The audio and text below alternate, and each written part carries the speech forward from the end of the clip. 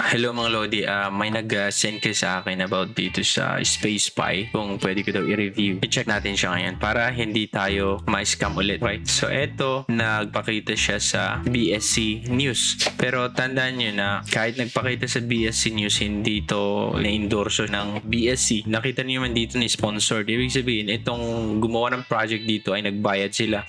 At makikita nyo yung information dito sa baba. Pag i-scroll down nyo siya, may papakita dito yung disclaimer. Okay, makita nyo din na nagbayad ang project team ng $1,500 dito sa BSC. Ngayon, sinasabi dito na hindi ino-endorse ito ng BSC News. Okay? So, bahala kayo sa buhay nyo. Sabi dito, kung kayo ay maniniwala dito, kung may scam dito, hindi namin alam yan. Basta, nagbayad sila sa amin at pinakita namin sa inyo. Pero, hindi ibig sabihin, hindi ito scam. Pag-aralan mo na ito mabuti. Do your own research before taking any action related to the company. Ngayon, makita nyo naman kasi, ayan o, Space Spy, mukha ni Elon Musk. Nung binabasa ko itong article na to, Pi Network and Space Spy make history together. Una pa lang, wala pang binanggit ng Pi Network about dito sa Space Spy. Ngayon, sinasabi niya kasi dito, dun pag pumunta ka sa website nila, na ang nag-initiate ay ang core developers ng Pi Network. Pero walang sinasabi ng Pi Network na ganyan. Okay?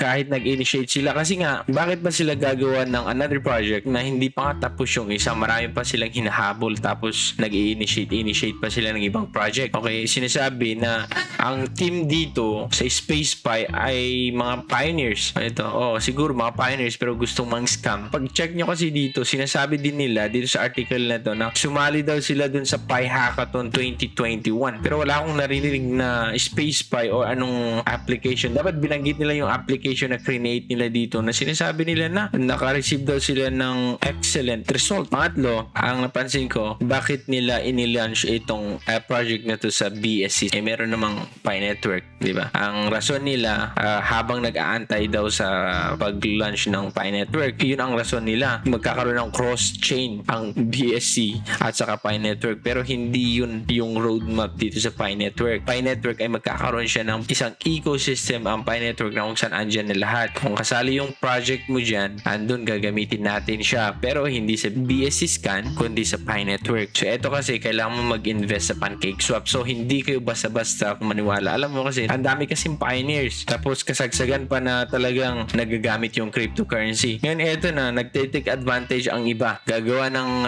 Space Pi para sabihin partner sila ni Pi. Tapos, ibebenta lang din. Okay lang sana pag hindi benta. Pero, bibili ka, mag-invest ka, tapos after nun, dead mo lang din, walang mangyayari. So, sumasabay lang sila sa mga napakaraming scam na project. O, kung totoo to, babanggitin ni Nicolas, babanggitin niya sa application mismo. Binanggit niya kung sino yung mga nanalo, di ba? Kung ikaw nanalo noong 2021, sinasabi mong naka-receive ka ng excellent result sa project niyo, then may pakita sana, ipakilala kasi yun ang gusto. Tapos magkakaroon ng funding galing sa core team para i-develop at ayusin yung mga project na yun para magamit dun sa Pi Network ecosystem, hindi sa BSC Scan. So, halatang scam to. So, yan guys, paalala lang to.